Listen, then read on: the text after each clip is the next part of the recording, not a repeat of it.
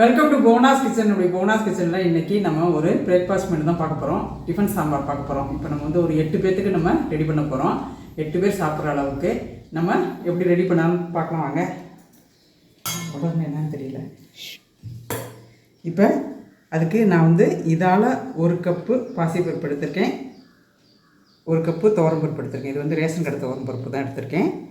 2 சம அளவு 50-50% அதை இதில் போட்டுக்கலாம். இப்போ நான் போய் கழுவி எடுத்துகிட்டு வந்துடுறேன். இப்போ நான் வந்து இதை கழுவி எடுத்துகிட்டு வந்துட்டேன். இப்போ இதில் வந்து என்னென்னலாம் போடலாங்கிறத நான் சொல்கிறேன். இப்போ ஒரு உருளைக்கிழங்கு, பெரிய உருளைக்கிழங்கா 1 தோல் சீவிட்டு பொடியாக கட் பண்ணி வச்சுருக்கேன். இது எல்லாத்தையும் இதில் போட்டுடலாம். இப்போ வந்து நம்ம வந்து 1 பாட் சாம்பாரை தான் வைக்க போகிறோம். நம்ம எல்லாத்தையும் போட்டு குக்கரில் வைக்க போகிறோம். அடுத்தது முருங்கைக்காய் போட்டிருக்கேன். அடுத்தது கேரட் 1 தோல் சீவிட்டு நறுக்கி வச்சுருக்கிறேன். 2 பச்சை மிளகாய் ஒரு வாசனைக்காக போடுறேன். சின்ன வெங்காயம் கட் பண்ணி வச்சுருக்கிறேன், அதை போட்டுக்கிறேன். இதில் 2 தக்காளி கட் பண்ணி வச்சுருக்கேன், இதில் போட்டுக்கிறேன். மஞ்சத்தூள் போடுறேன்.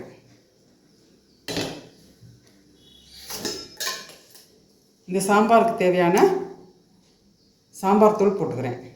கொஞ்சமாக போட்டால் போதும். டிஃபன் சாம்பார் வந்து காரமெல்லாம் இருக்கக்கூடாது. இதுலேயே நான் கொத்தமல்லி போட்டுக்கிறேன்.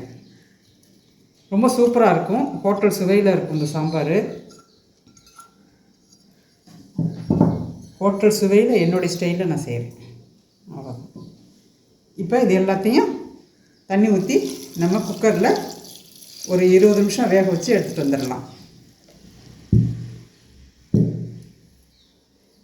இந்த சாம்பார் செய்யும்போது சில டிப்ஸ் எல்லாம் நான் சொல்கிறேன். சூப்பராக இருக்கும் இந்த சாம்பார்.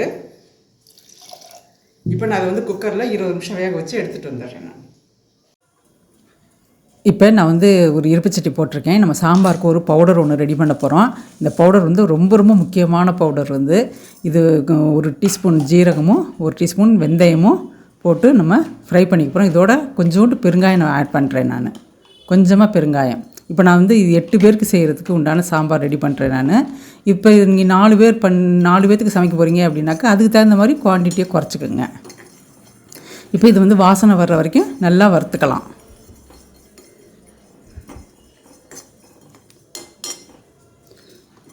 இதோட அளவு வந்து ரொம்ப ஜாஸ்தி போயிடக்கூடாது. மைல்டாக தான் இந்த வாசனை இருக்கணும்.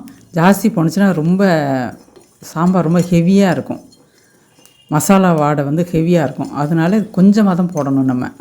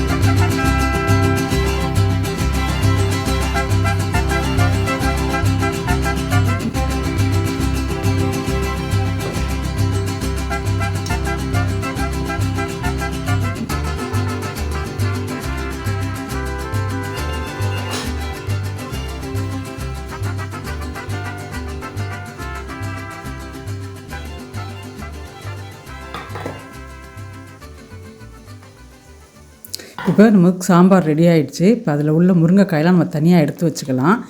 ஏன்னு கேட்டாக்கா சாம்பார் கடையும் போது முருங்கைக்காயும் சேர்ந்து கடைஞ்சி குச்சியாக ஆகிடும். அதனால் ஃபஸ்ட்டு நம்ம வந்து முருங்கைக்காய் போடும்போது எத்தனை முருங்கைக்காய் போட்டிருக்கோம் அப்படிங்கிறத எண்ணிட்டு போடணும். அப்போ தான் அதில் தேடி கண்டுபிடிச்சி எடுக்க முடியும். இப்போ அதில் உள்ள முருங்கைக்காயெல்லாம் நம்ம தனியாக எடுத்து வச்சுக்கிட்டு நம்ம இப்போ கரண்டியாலேயே சாம்பாரை கடைஞ்சிக்கலாம். ஒரு முருங்கைக்காய் உள்ளே இருக்குது, அதை தேடி எடுக்கணும். அந்த முருங்கைக்காயும் எடுத்துடலாம்.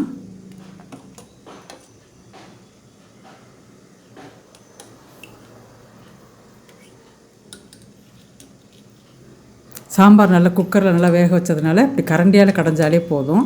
ரொம்ப மத்து போட்டெல்லாம் கடைய தேவையில்லை. இப்போ நம்ம வந்து சாம்பாரை தாளிச்சிக்கலாம். இப்போ நான் ஒரு பாத்திரம் போட்டிருக்கேன். அதில் நம்ம நெய்யில் தான் நம்ம சாம்பாரை தாளிக்க போகிறோம். நெய்யில் தாளிக்கும்போது சாம்பாரோட டேஸ்ட்டு வேறு லெவலாக இருக்கும். ஒரு டீஸ்பூன் கடுகு நல்லா பொரியட்டும். எவர்சில்வர் பாத்திரத்தை வச்சதுனால ரொம்ப புகையாக இருக்கும். இது கொஞ்சம் டிஸ்டர்பாக தெரியும். கொஞ்சம் உளுந்தம்பருப்பு, கொஞ்சம் வெந்தயம்,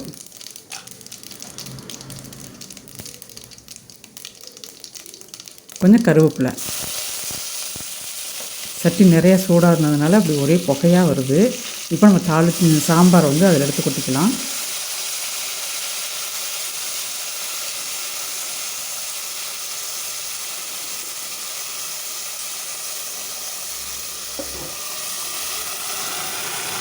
இப்போ தான் புகை அடங்கியிருக்கு. இப்போ நம்ம வந்து அந்த முருங்கைக்காயை நம்ம அதில் சேர்த்துக்கலாம்.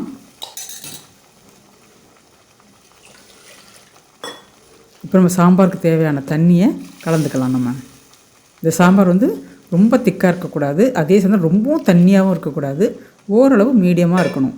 அதுக்கு தகுந்த அளவு நம்ம தண்ணி சேர்த்துக்க போகிறோம். இப்போ நான் வந்து வருத்தம் இல்லையா, ஜீரகம், வெந்தயம், பெருங்காயம், அதை நல்லா நைஸாக பவுடர் பண்ணி இதில் போட்டுக்கிறோம். இது வந்து முக்கியமான ஒரு ஐட்டம் இந்த சாம்பாருக்கு. இப்போ இந்த சாம்பாருக்கு தேவையான உப்பு போட்டுக்கலாம்.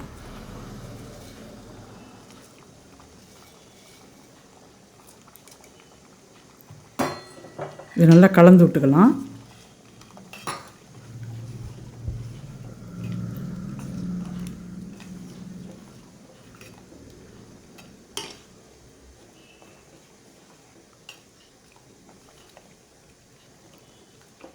அடி பிடிச்சிடக்கூடாது, அடிக்கடி கிண்டி விடணும். கொஞ்சமாக இந்த சாம்பாருக்கு ஒரு 2-3 டேபிள் ஸ்பூன் புளி விட்றேன். புளி கரைச்சி விட்றேன். ஏன்னா நமக்கு இட்லி வேறு புளிச்சிருக்கிறதுனால இந்த சாம்பாருக்கு புளியை வந்து ரொம்ப சேர்த்துடக்கூடாது. ஒரு டேஸ்ட்டுக்காக தான் இது. இந்த புளி ஊற்றலைன்னா கொஞ்சம் சப்புன்னு இருக்கிற மாதிரி இருக்கும். இப்போ பாருங்கள், அப்படியே லைட்டாக ஆடை படர்ந்துருச்சு பாருங்கள். ஆடை படர்ந்தாலே குழம்பு வந்து டேஸ்ட்டாக பக்குவமாக கரெக்டாக ஆகிடுச்சுன்னு அர்த்தம். இப்போ நம்ம ஸ்டாப் பண்ணிக்கலாம். இந்த ஸ்டேஜில் வந்து ஸ்டாப் பண்ணிக்கலாம். கொஞ்சமாக கொத்தமல்லி தூவிக்கலாம். இப்போ நமக்கு டிஃபன் சாம்பார் ரெடி ஆகிடுச்சு.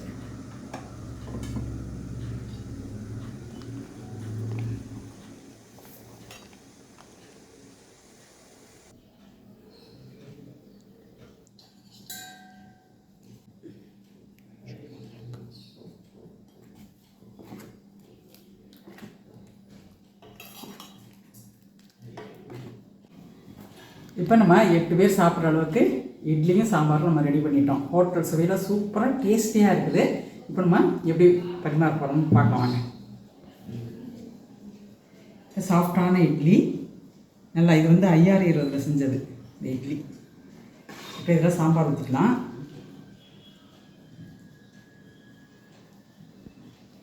சூப்பராக இருக்குது. இதே மெத்தடில் பண்ணிங்கன்னா ஹோட்டல் டேஸ்ட்டில் சூப்பராக இருக்கும் சாம்பார். ஆஹா, நல்ல வாசனையாக இருக்குல்ல. நல்லா நெய் போட்டு தாளித்து சூப்பராக இருக்குது.